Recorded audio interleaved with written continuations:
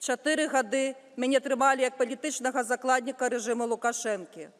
Я прайшла праз пекла турмаў дыктатара, які ў нязменным выглядзе захаваў метады фізічнага і псіхічнага вынішчэння сталінскага гулагу. 4 гады поўнай ізаляцыі ад свету, ад дзяцей і родных.